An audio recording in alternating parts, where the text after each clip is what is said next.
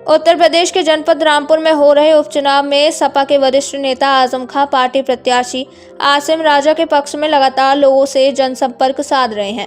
इसी क्रम में उन्होंने एक जनसभा को संबोधित करते हुए इमोशनल कार्ड भी खेला है।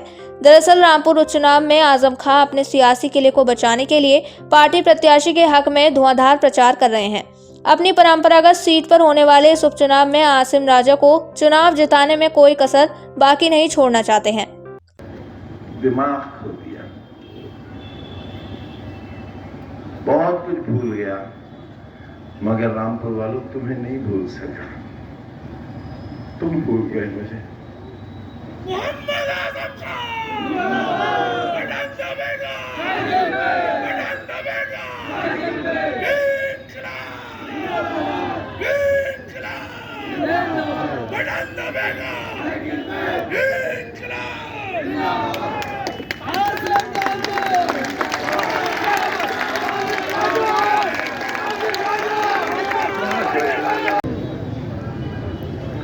अब मैं उस मंजिल में हूं कि तुम्हारे लिए दुआएं करने के सिवा मेरे पास और कुछ नहीं बचा।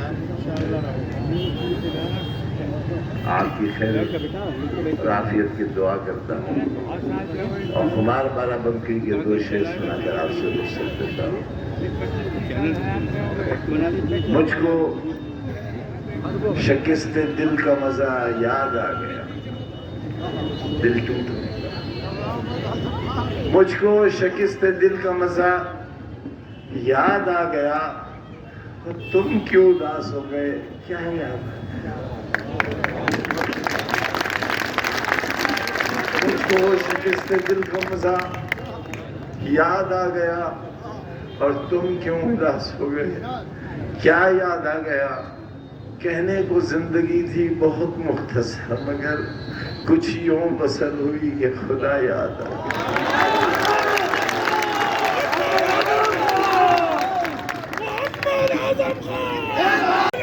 कुछ मत सोचना मेरे बारे में बहनों, कुछ मत सोचना। मैं तो इंतजार इस बात का कर रहा हूं किस दिन मुझे देश निकाला मिलेगा, क्योंकि अब सिर्फ एक ही जुल्म बाकी रह गया कि मुझे हिंदुस्तान से निकाल दिया जाए। मेरा वोट देने तक का इख्तियार, मेरा जीने का हक इसलिए बाकी है कि वो मुझे सीधे नहीं मारना चाहते हैं एड़ियां रगड़ रगड़ कर। सारा दिन अदालत में खड़ा रहता हूं। मेरे अहबाब, मेरी बीवी, मेरे बच्चे फैसलों का इंतजार करते हैं कि अब कौन सी जेल होगी, कहा जाता है। मैं कहां आ गया, मैंने क्या कर दिया? तुम्हारी अच्छाई का सोच के मैंने कितने लोगों को बर्बाद कर दिया। मैं उन सब से माफी मांगता हूं जो मेरी वजह से जेलों में हैं, जिन्हें तकलीफें मेरी वजह से पहुंची है। मैं उनसे कहता हूं कि अगर मुझसे कोई बदला लेना चाहता हो तो मेरी जान हाजिर है, मेरी जान लेकर अपना फर्ज पूरा कर लो।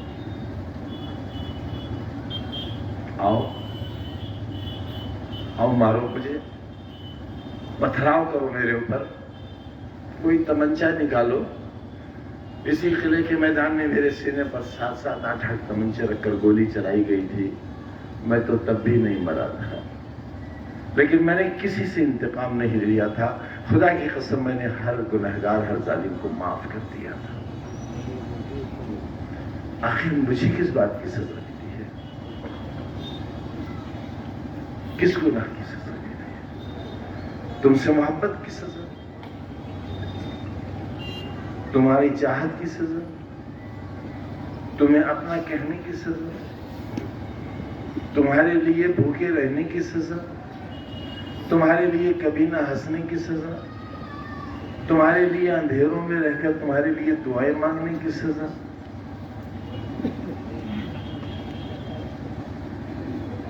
आखिर यही कारण है कि समर्थकों की खचाखच भीड़ से भरे चौराहे पर आजम खां ने जनसभा को संबोधित करते हुए परिवार सहित जेल में बिताए 27 महीनों का जिक्र किया, तो वहीं यूनिवर्सिटी बनाकर लोगों के हाथों में कलम जमाने की बात कहते हुए उन्हें यह सजा मिलना दर्शाया।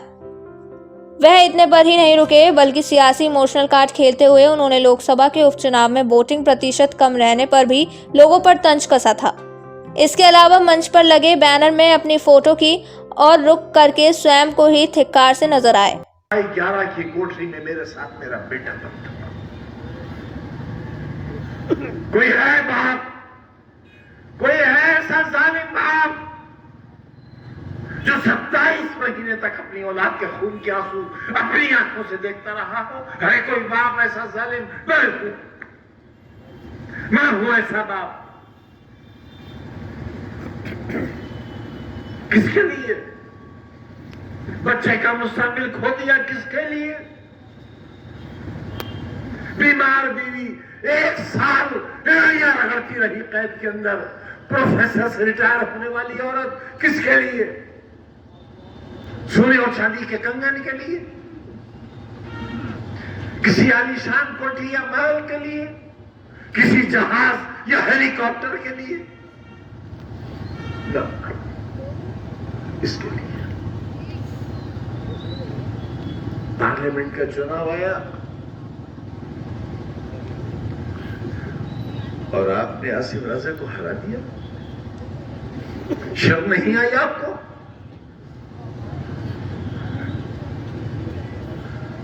घर से नहीं निकले आप क्योंकि एसी लगा है आपके घर में, कूलर है आपके घर में, बिजली आ रही थी 24 घंटे। ये इंतजाम किसने किया था? पानी की एक एक बूंद को तरसने वाला रामपुर 200 बरस पानी कम नहीं होगा, ये इंतजाम पर फसले टाला किसने किया था? यही सड़क है, तुम चल सकते थे इस पर? ये तैयारियां तुम्हारे कल की किसने की थी? तारामंडल, गांधी समाधि, शानदार सड़कें। पार्लियामेंट की शक्ल की नगर पालिका क्यों बनाई थी? इसलिए कि तुम्हारी जिंदगियों में खुशनुमाई नहीं थी, खुशियां नहीं थी, सजावट नहीं थी। तुम एक अंधेरे का शिकार थे। तुम एक ऐसी रियासत में रहते थे जिसका मालिक तुम्हें गधे का बच्चा कहता था। तुम्हारे अजदाद को गधे का बच्चा कहता था, और जो गधे का बच्चा कहलाता था वो अपने घर जाकर कहता था आज सरकार ने हमें गधे का बच्चा कहा है। मैं तुम्हें इंसान बनाना चाहता था, मैं तुम्हें एक बेहतरीन शहरी बनाना चाहता था, मैं तुम्हें हिंदुस्तान का सबसे अच्छा शहरी बनाना चाहता था, मैं तुम्हारे बच्चों को कलेक्टर और एसपी की कुर्सी पर बैठाना चाहता था।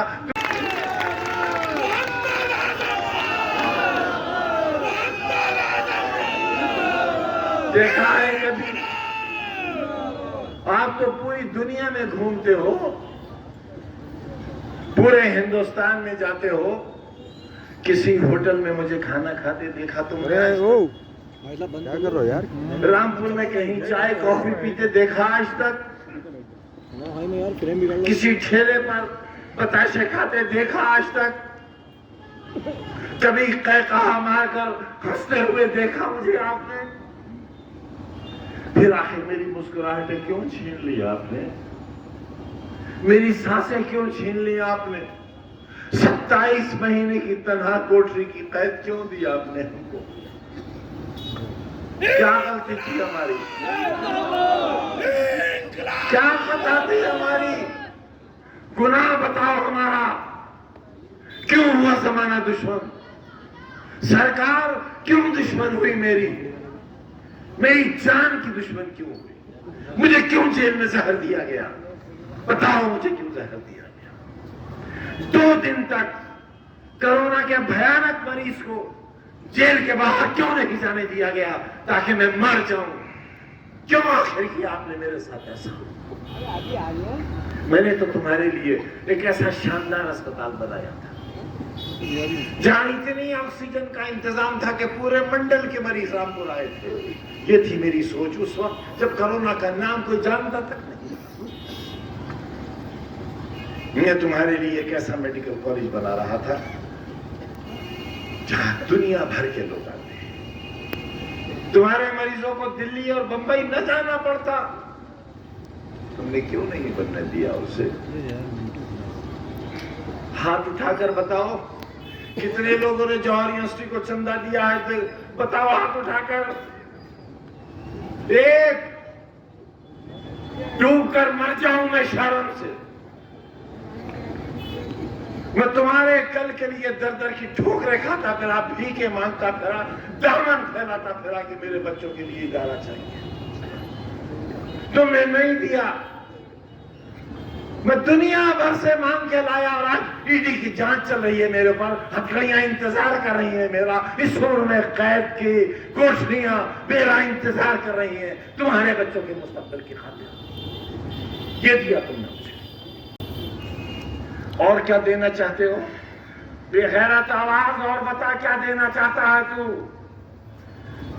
तेरे जमाने के कैंसर, तेरे जिल्लत और ख्वारी के अलंबरदार, बता इस शहर को और क्या देना चाहता है? ए बेगैरत आवाज, बता क्या देना चाहता है? ए बेहया, अपनी मां की कोख से जने हुए, बता क्या देना चाहता है? आज भी ये आवाजें बाकी हैं, आज भी बाकी है। तुम पर जुल्म करने वाली आवाज एक सही, मीर जाफर भी एक ही था।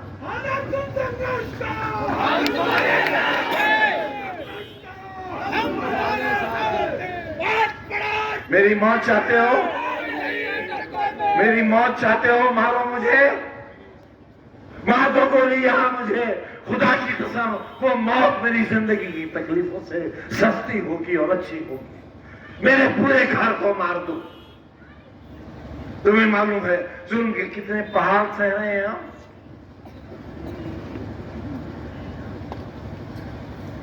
हंसो हम पर, कहे लगाओ,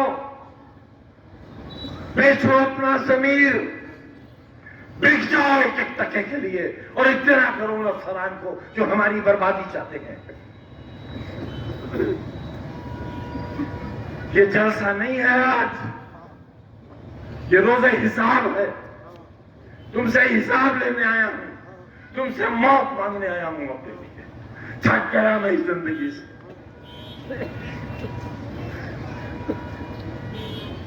अजहर खान जेल में बंद है, उनकी एरिया के आंसू नहीं देखे जाते मुझसे। जेल में बच्चे बंद है बेगुनाह, किसी ने मशीन नहीं चुराई है, किसी ने फर्नीचर नहीं चुराया है। मैं लाता था कलकत्ते से ट्रक के ट्रक भर के फर्नीचर के पुराने कबाड़ के, उनकी मरम्मत कराता था, उन्हें पॉलिश कराता था, और तुम्हारी उस यूनिवर्सिटी में उन्हें सजाता था। पुलिस उन्हें उठाकर ले गई, हमें डाकू और चोर बना दिया। जीना चाहूंगा, जीना चाहूंगा ऐसी जिंदगी ना।